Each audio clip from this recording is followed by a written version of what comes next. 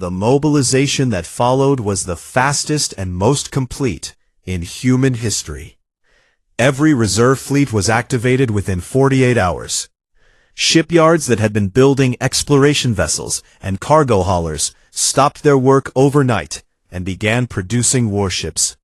Factories on Earth, on Mars, on the lunar colonies, and across a dozen outposts shifted to military production without a single protest. There were no debates, no opposition. No one marched against it. When word of what had happened on New Busan reached every corner of human space, along with the leaked Concord document that proved it had been approved, something changed inside humanity. Not just in the soldiers and the pilots, in everyone. The farmers who grew food for the fleet, the engineers who welded hull plating 16 hours a day, the teachers who kept classrooms running while parents reported for duty. Everyone was ready. Admiral Kang Tae-ho moved his command to the flagship Resolve of Han, a heavy battleship that had been built 3 years earlier and never seen real combat. He appointed Commander Yoon Nari as his chief tactical officer and gave her one order: design an operation that would not simply defeat the Velen Dominion, but make every species in the galaxy afraid to ever harm a human being again. He told her it needed to be fast, it needed to be overwhelming, and it needed to leave a mark that would last for centuries. Nari locked herself in a planning room with star charts, fleet data, and intelligence reports. She did not eat for the first day. She slept for 4 hours on the second. On the third day, she walked out and handed Tae-ho a datapad containing the full operational plan. She had named it Operation Silent Chorus. Tae-ho read through it in silence. When he finished, he looked at her for a long time and nodded once. He did not smile. They both understood what they were about to do. The plan was in 3 phases. Phase 1 would cut every communication and sensor line the Velen Dominion had across 3 sectors of space, leaving them completely blind and deaf. Phase 2 would bring the full human fleet directly to the Velen homeworld. Phase 3 would put boots on the ground and seize the Dominion's government. The entire operation was designed to be finished in less than 72 hours. Speed was the weapon. The Velen would not have time to call for help. The Concorde would not have time to react. By the time anyone understood what was happening, it would already be over. While the fleet prepared, the galaxy watched with open amusement.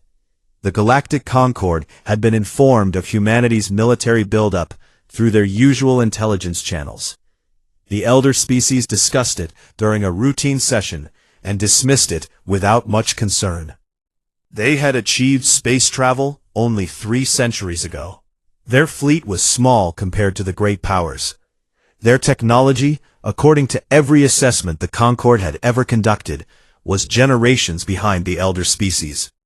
The general opinion was that humanity might attempt some kind of desperate, symbolic strike to satisfy their grief, and that the Velen would crush it easily. The Velen Dominion was even less concerned.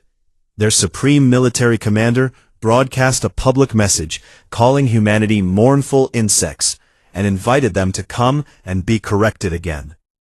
The broadcast was played across hundreds of systems. Alien species laughed.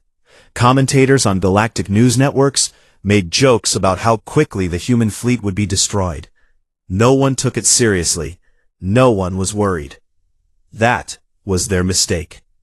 Park So-min made her final act as a diplomat on the 14th day after the attack.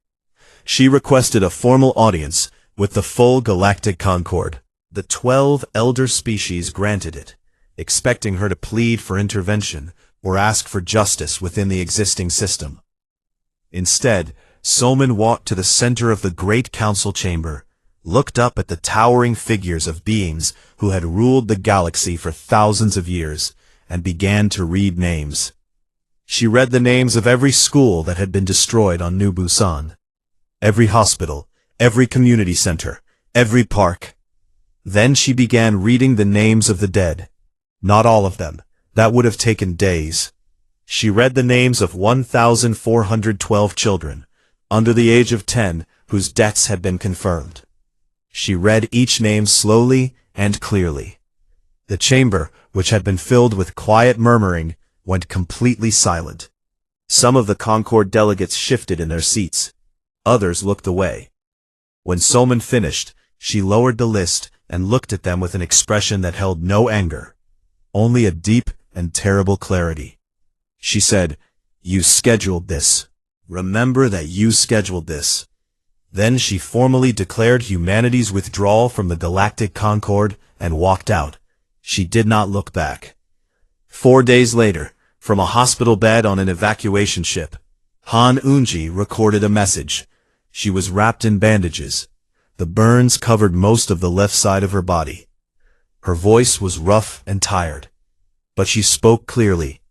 She described the morning before the attack, how ordinary it had been. She described the sound of the bombardment.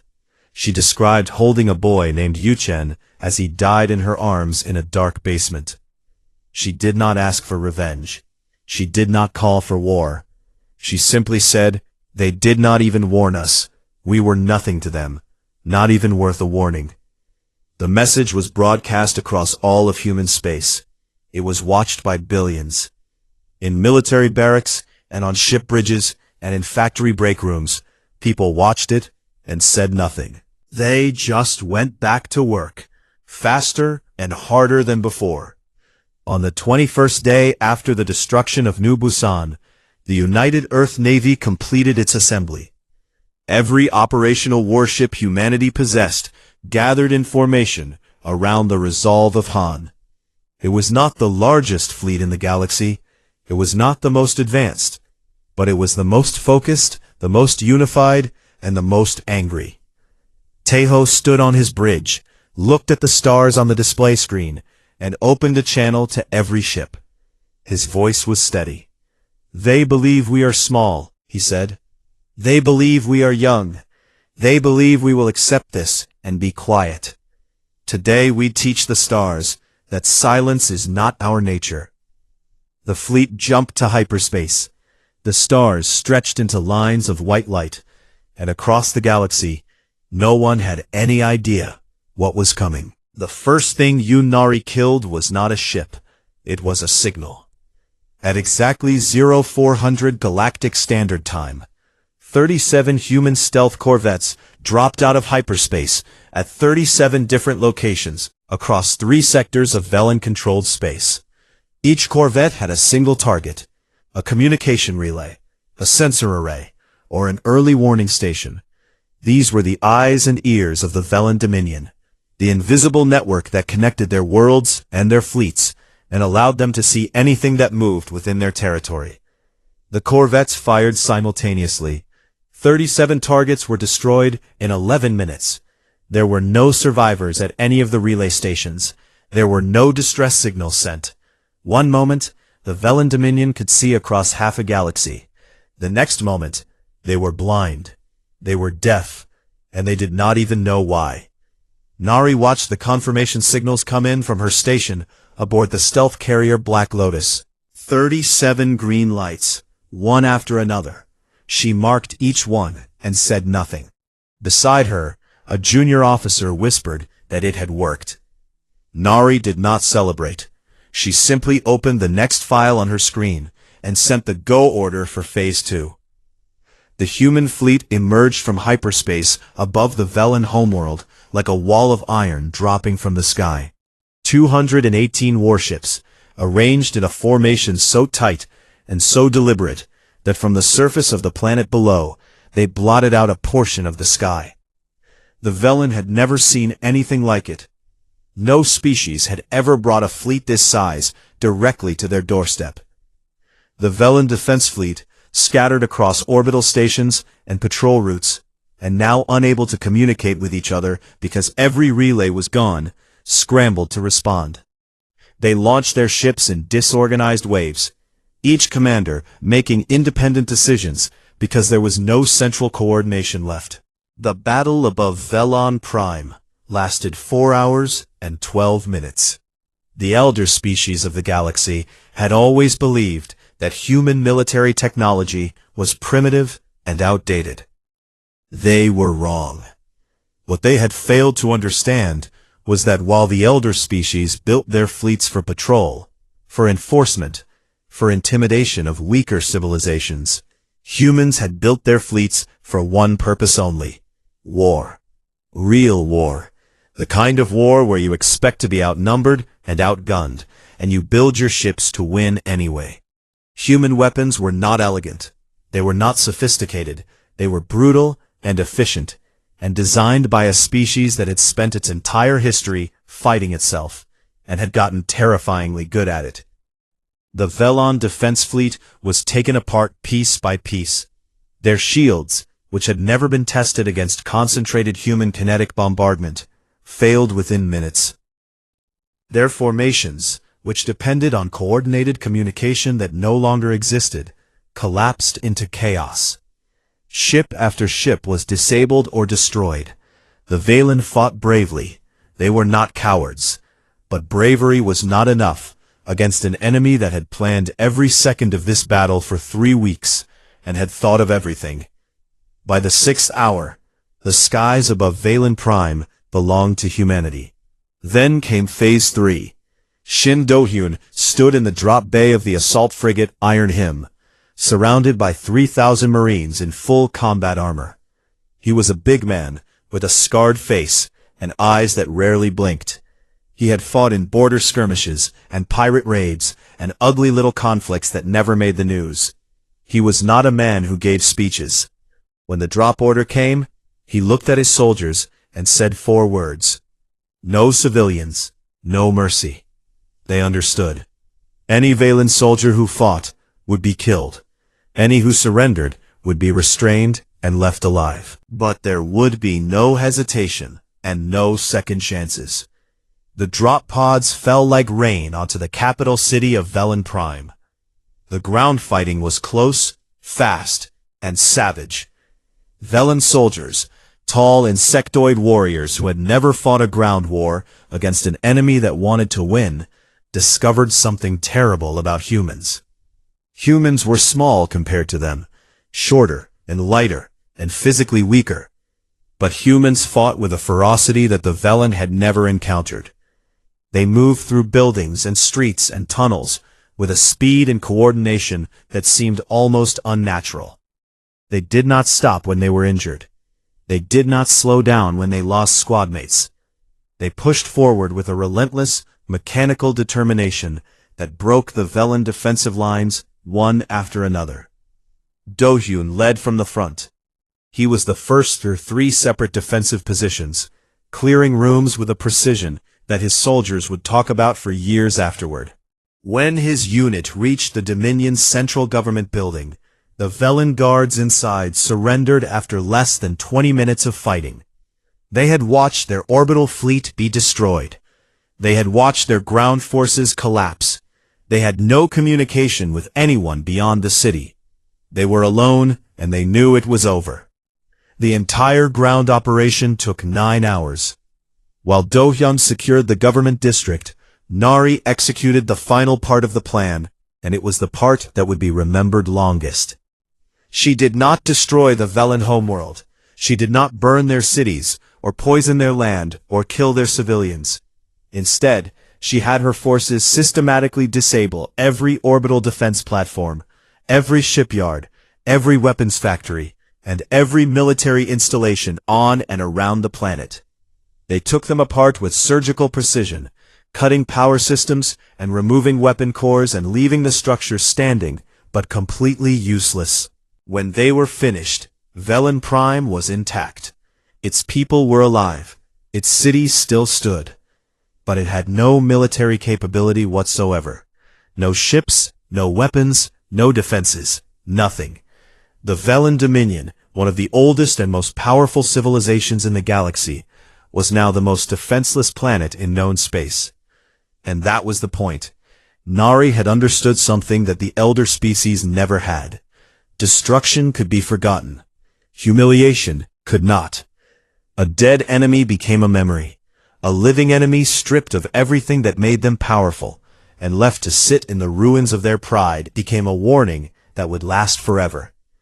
Tejo broadcast his message on every galactic frequency. His voice was calm and steady, the voice of a man who had finished what he came to do. New Busan had no warships, no weapons platforms, no soldiers. It had schools, it had hospitals, it had families. You destroyed it in 9 hours. We have dismantled your dominion in 3 days. Consider the difference.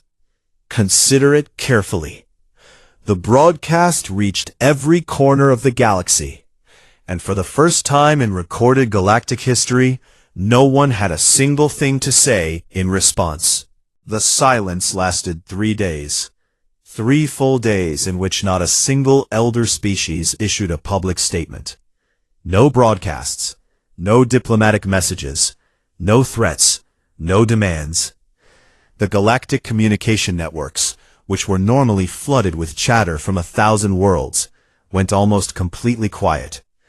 It was as if the entire galaxy had taken a breath and forgotten to let it out.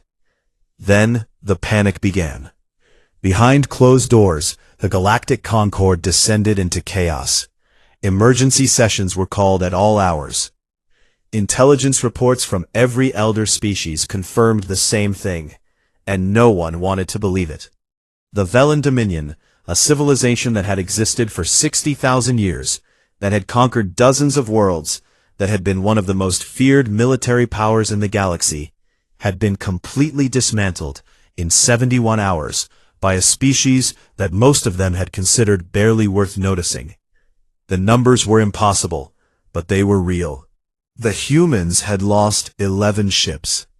The Velen had lost their entire fleet, their entire orbital infrastructure, and their entire military capability.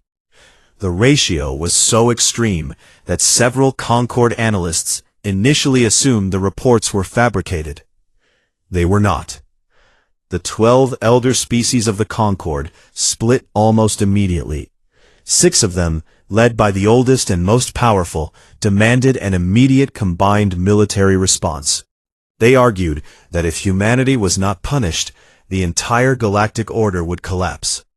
Younger species would see that an elder power could be humbled, and the system of control that had kept the galaxy stable for millennia would fall apart. The other 6 argued that any military response would be suicide. They pointed to the intelligence reports showing that humanity had not deployed its full fleet at Velen Prime. Nearly a third of human warships had been held in reserve, positioned at strategic points across human space. The implication was clear. The attack on the Velon was not everything humanity had. It was a sample, a demonstration. If the Concord attacked and failed, there would be nothing left to stop humanity from doing to them exactly what they had done to the Velon. The debate raged for days. Voices were raised. Alliances that had held for centuries cracked under the pressure, and underneath all of the arguments and calculations and threats, there was a single emotion that none of the elder species wanted to admit they were feeling. Fear. Real, deep, unfamiliar fear.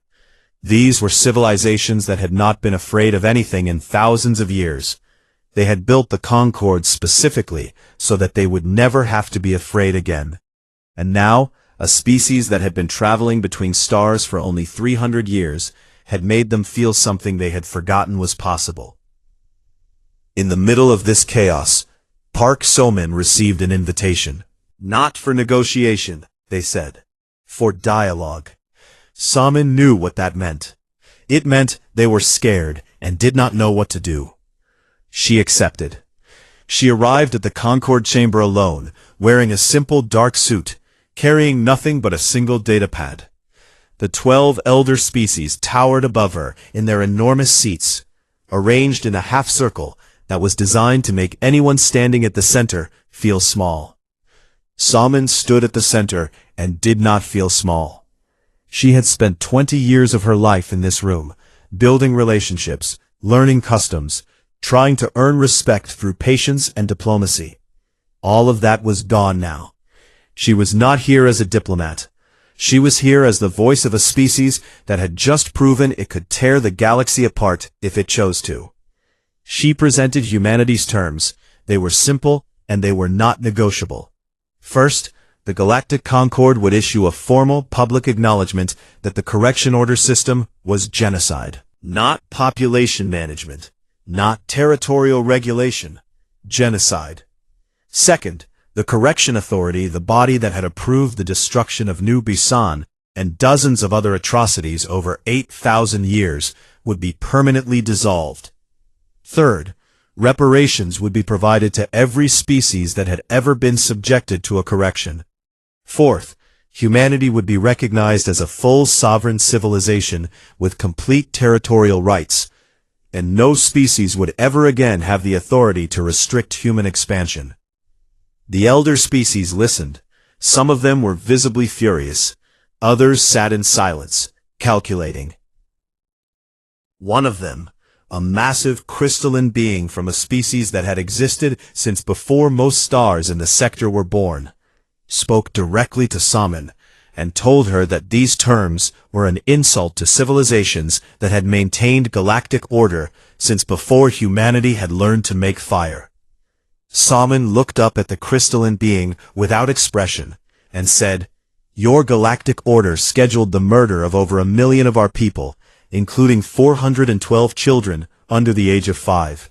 You may keep your insult." The chamber went very quiet after that.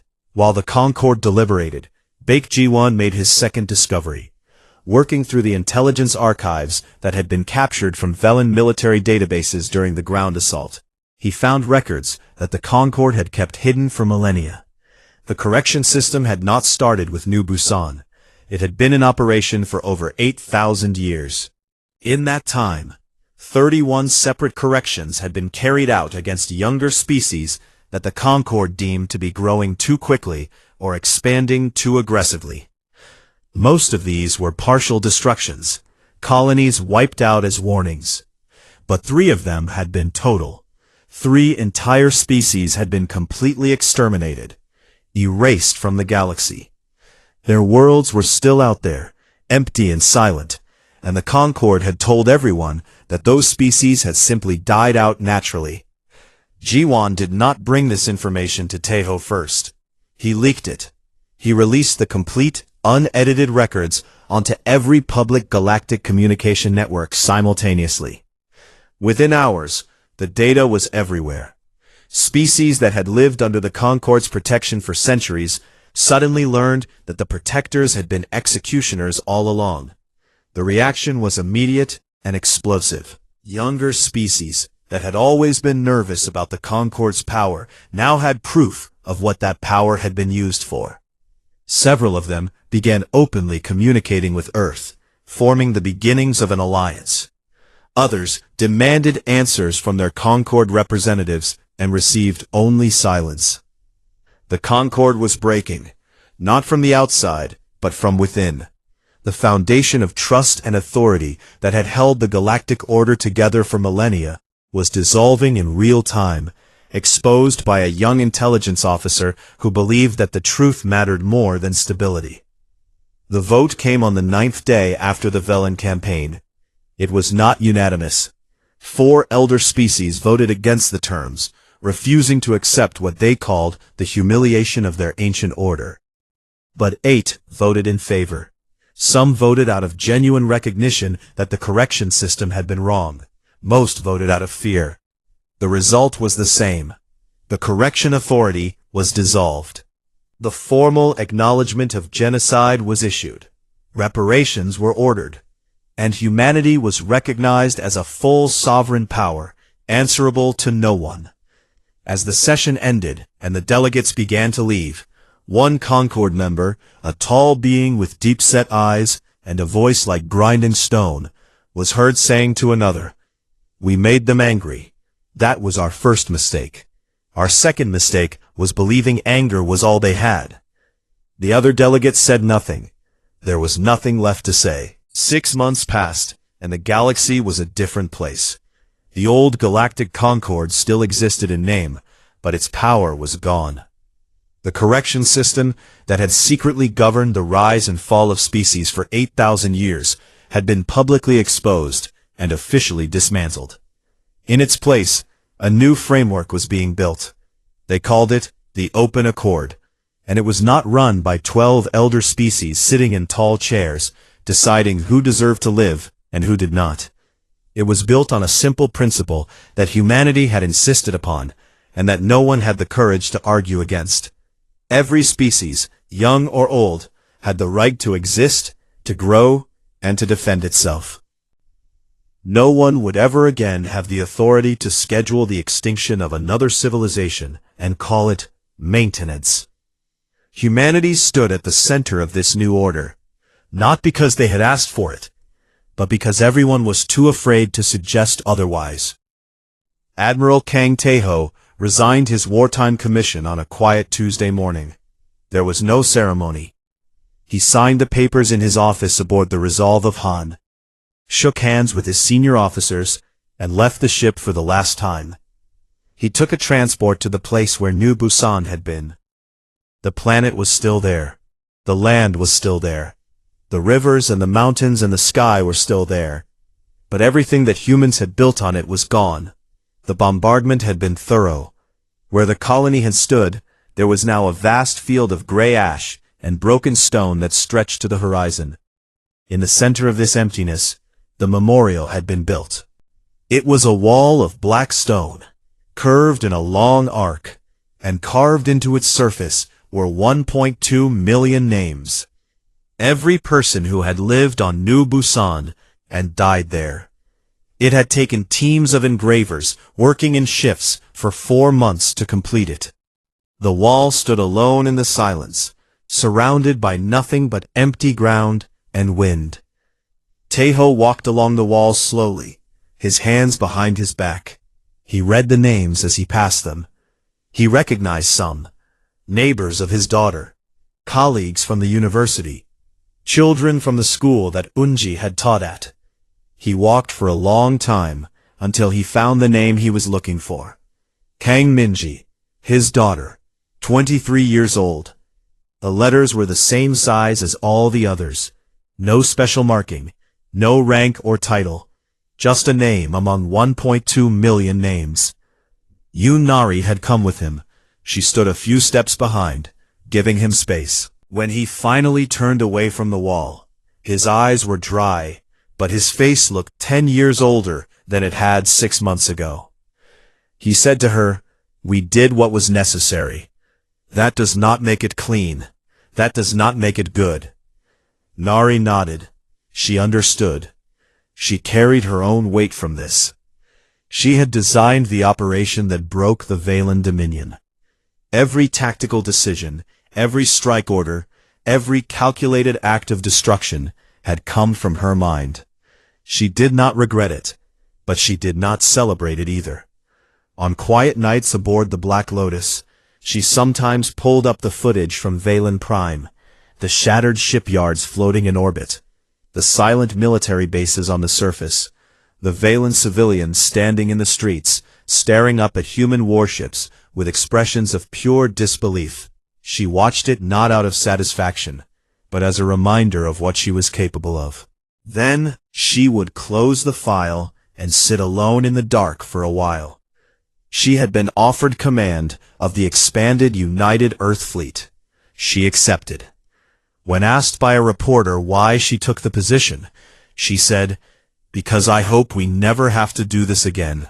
But if we do, someone needs to be ready. That someone is me." Shin Do-yoon went home. He returned to Earth and moved into a small apartment near a military academy outside of Seoul. He visited a veterans recovery center twice a week and sat in group sessions with soldiers who had fought on Velen Prime. He rarely spoke during these sessions. When a younger soldier once asked him what the ground war had been like, he thought about it for a moment and said, "Fast. It was fast." He did not say anything else about it.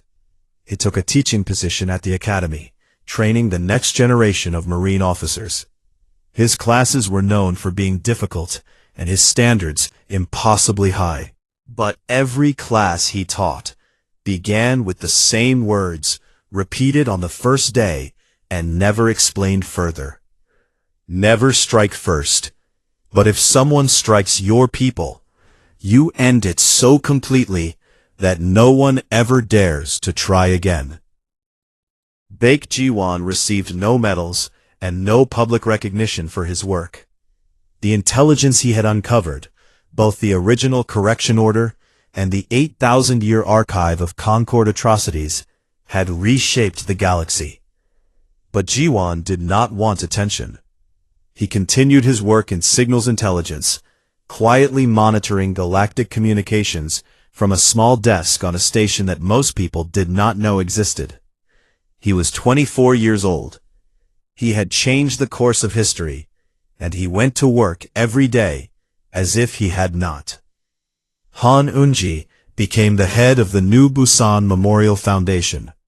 Her burns healed slowly, leaving scars across the left side of her face and neck that she never tried to hide. She traveled to human worlds and alien worlds alike, telling the story of New Busan.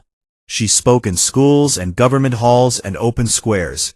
She was not angry, she was not bitter. She told the truth simply and clearly, the way a teacher would, because that is what she still was. When alien audiences asked her if she hated the Velen, she shook her head and said, "I hate that a galaxy existed where what they did was normal. I am glad that galaxy is gone." Park So-min stood at the podium of the Open Accords founding ceremony and addressed representatives from over 200 species.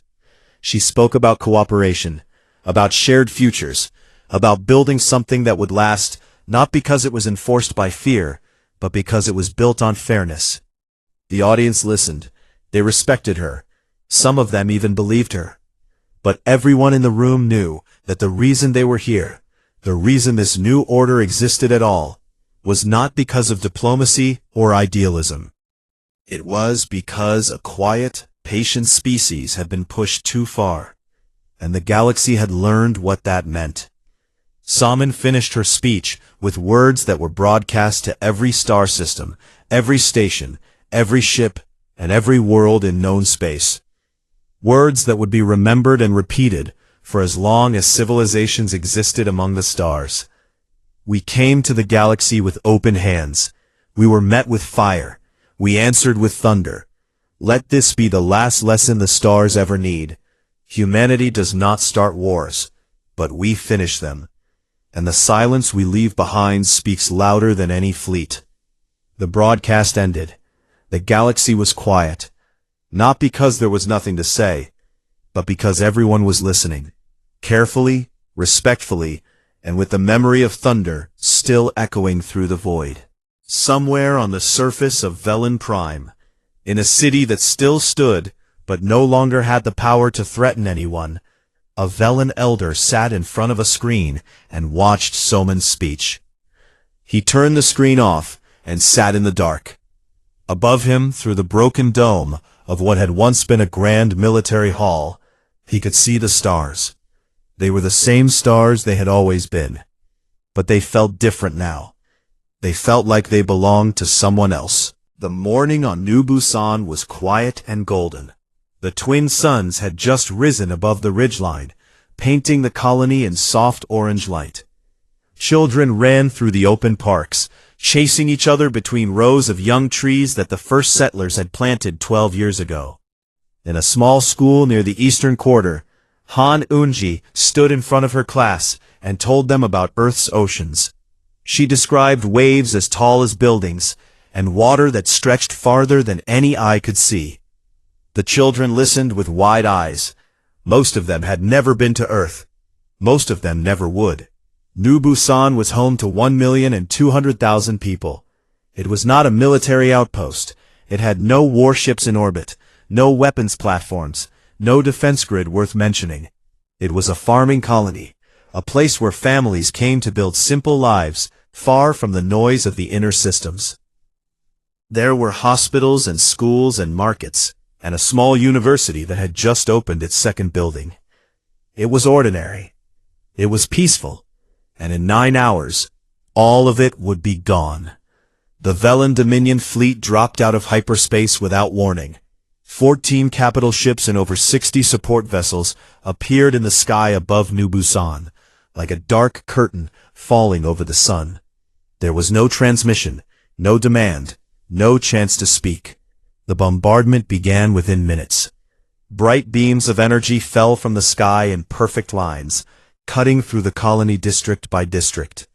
The ground shook so hard that buildings folded in on themselves.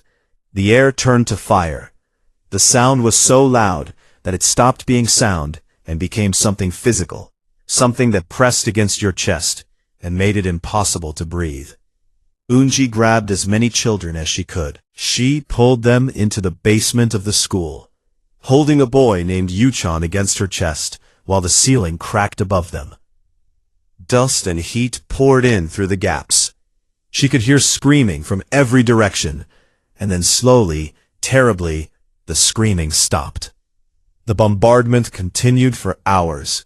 Eunji held the children in the dark and told them stories about the ocean, about waves and fish and sand between your toes.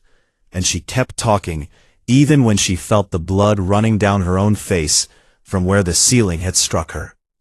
She kept talking, even when Yuchan stopped moving in her arms. When the silence finally came, it was worse than the noise. Eunji climbed out of the basement, carrying 2 children who were still alive. The world above was gone. Everything she had known was flat and burning. The sky was black with smoke and ash. She walked through what had been a park and did not recognize it. She walked through what had been a street and found only glass and dust. She did not scream. She did not cry. She simply walked, holding the children, until a rescue shuttle found her 6 hours later. She was one of fewer than 300 survivors out of 1.2 million. 40 light-years away, on the bridge of the United Earth Navy Command Station, Admiral Kang Tae-ho was in a routine strategy meeting when the emergency signal arrived. The room fell silent as the communications officer played the distress transmission from New Busan. It was broken and full of static. A woman's voice, shaking, saying that the sky was falling, that there was fire everywhere, that they needed help. Then, nothing. Just dead air. Tae-ho stood very still. He asked for the casualty estimate. The officer looked at his screen for a long time and then said that it was total. The entire colony. Tae-ho's face did not change. He dismissed the room and sat alone at the long table for 20 minutes without moving. What no one in that room knew yet was that Tae-ho's youngest daughter, Minji, had been living on New Busan. She was 23 years old. She had gone there to work at the new university. She had sent her father a message just 2 days before, telling him about the flowers that were blooming near her apartment. He had not yet replied. 3 decks below the command bridge, a junior intelligence officer named Baek Ji-won was doing what he did every day, sorting through intercepted alien communications. Most of it was routine trade chatter and diplomatic noise. But that evening, buried inside a Velen military frequency that had been carelessly encrypted, Ji-won found something that changed everything. It was a document, a formal order. It was stamped with the seal of the Galactic Concord, the ancient council of elder species that governed the galaxy. The document was titled Correction Order 231909, and it authorized the complete destruction of the human colony on New Busan. The reason listed was population expansion beyond approved growth boundaries. The attack had not been a rogue military action. It had not been a mistake. It had been scheduled, approved, bureaucratic. The destruction of 1.2 million people was item number 9 on the meeting agenda. Ji-won's hands were shaking when he brought the decoded document to Admiral Tae-ho. Tae-ho read it slowly. He read it twice. He set the datapad down on his desk and looked out the window at the stars. For a long time he said nothing. Then, in a voice so calm that it made Ji-won's skin crawl, he said, Then they will learn what Item 9 costs. Within hours, Earth's government convened an emergency war council. Park Saman, humanity's chief diplomat to the Galactic Concord, argued for a formal protest through proper channels. She said that there were procedures, that they could demand justice through the system. The council listened politely. Then they voted. Every single member voted for war. Not with shouting or pounding fists. They voted quietly, one by one, with steady hands and dry eyes. It was the silence of the vote that frightened Soman the most. She had seen human anger before. This was not anger. This was something deeper. Something colder. Something that had no intention of stopping until the galaxy understood exactly what it had done. Soman looked at the faces around the table and knew that diplomacy was over. She did not argue. She simply asked, "What do you need me to do?" Teho looked at her and said, "I need you to deliver a message, but not yet. When it is time, you will know." That night, across every shipyard, every base, and every outpost that humanity controlled, the lights came on, the machines started, and the preparations began.